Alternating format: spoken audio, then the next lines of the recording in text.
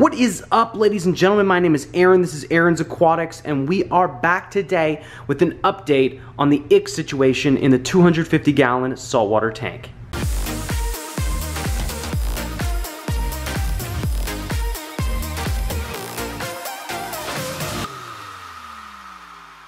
You know, a lot of people have been asking me the question, Aaron, how have the fish been doing since that you took them out of the 250-gallon tank? And honestly, it's kind of a mixed bag.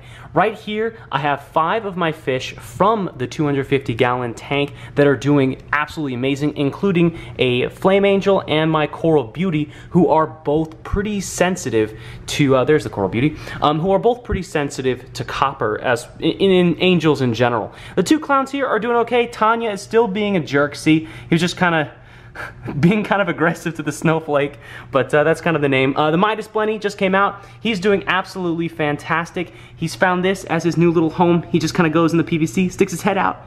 He's really cute. He's amazing. Now, I did mention that we had 7 fish, but we only have 5 fish in here. Of the 2 remaining, one was the blue spotted jawfish, which unfortunately did not make it. I did get him into the quarantine tank. He did not die to ick.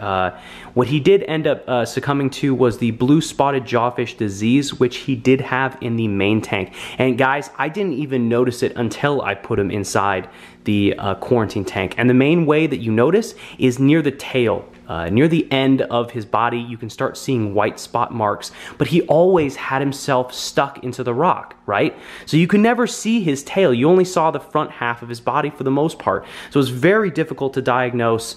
Unfortunately, we didn't catch it in time, but even if we could, blue spotted jawfish disease it's hit and miss. It's almost, in most cases, a lot of fish won't come back from it.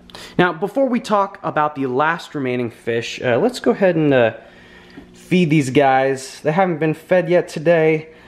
I always have different utensils because there were copper in here.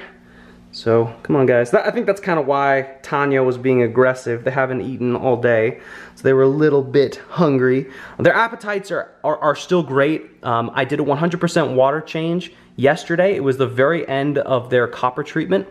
I used, for these, so what type of copper you use is very dependent on what type of fish you have at the time. I have a few different versions of copper. I have cupramine, which is an ionic copper. It's good for certain types of fish and others. And I have Mardell's Copper Safe. Now, Copper Safe is what I used for this tank because of the this specific genus of angels. I don't remember their name. I looked it up on a Reef to Reef thread. It was very helpful. And this is, so cupramine is ionic. This is a chelated copper. So you want to use a chelated copper for these type of angels. While they're eating, let's talk about the last fish, the Randall Goby. Guys, it took me about 30 days to get that fish out of my tank. The time it took to get this quarantine tank to go through a full round of copper, that fish was still inside my tank. I tried 2 different types of acrylic traps. I tried a DIY Coke bottle trap. I tried starving the fish and then putting food in a trap to get it to come in.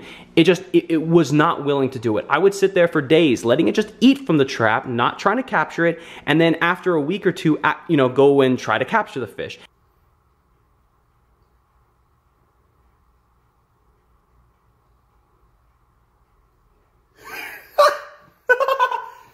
Oh my God. It wouldn't have it. It wouldn't do anything. So my eventual plan was to break down my entire rockscape, get the fish out, because guys, I can't start the fallow period of my display tank until all biological life, that's a fish, crustaceans and invertebrates and stuff like that, seem to be okay without. I can't start that fallow period until all fish were out. So finally, I was able to start it this past weekend. I did not have to break down my tank, thank God. I was able to capture it at the last second by quarantining off the left third of my display tank just so that I could remove as little rock as possible.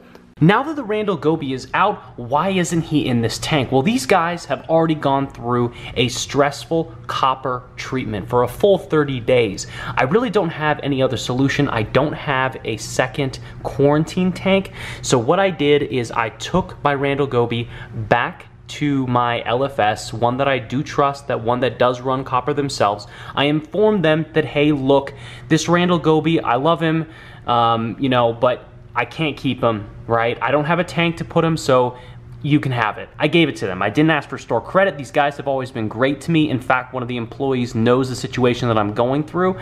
And so when I brought in this little cup with the Randall Goby in, I just held it above my head like a trophy. I was like, I got it, I got it. And he was like, good job, socially awkward like. Here we are, guys, the start of a 76-day fallow period. Well, 76 days minus since last Friday, so we'll be finishing up sometime in mid-August or something like that. Man, it's frustrating, right? I can't have fish inside this tank for that long, but guess what? That doesn't mean we're not going to be doing anything with this tank. In fact, I've got a lot to show you, guys. There is so much stuff has changed with this tank. I have not been putting out as many videos as I'd like to. We're going to be starting that real soon. We're going to be talking about the growth of some of my SPS coral. We're going to talk about some of this amazing looking Euphilia. We're going to be talking about the wonderful Monty-eating nudibranchs that have made their way into my tank, and I absolutely hate it. We're going to be placing some of my Acropora that's currently acclimating to my LED lights that were initially under T5s. Guys, there is a lot that I'm going to be doing with this tank, and for the next 76 days, my focus, hopefully, will be on my coral. We're going to be doing weekly coral spotlights. We're going to be doing placements. We're going to be talking about, you know, what their parameters look like, what kind of water quality you need. We're going to be talking about my new GHL dosing systems. I mean, it's going to be a pretty exciting time. So hopefully you guys are interested, even though it doesn't have fish, and it won't have fish for a while, but hopefully you'll stay around. Anyways, thank you guys very much for watching. My name is Aaron. This is Aaron's Aquatics. I'll see you next time.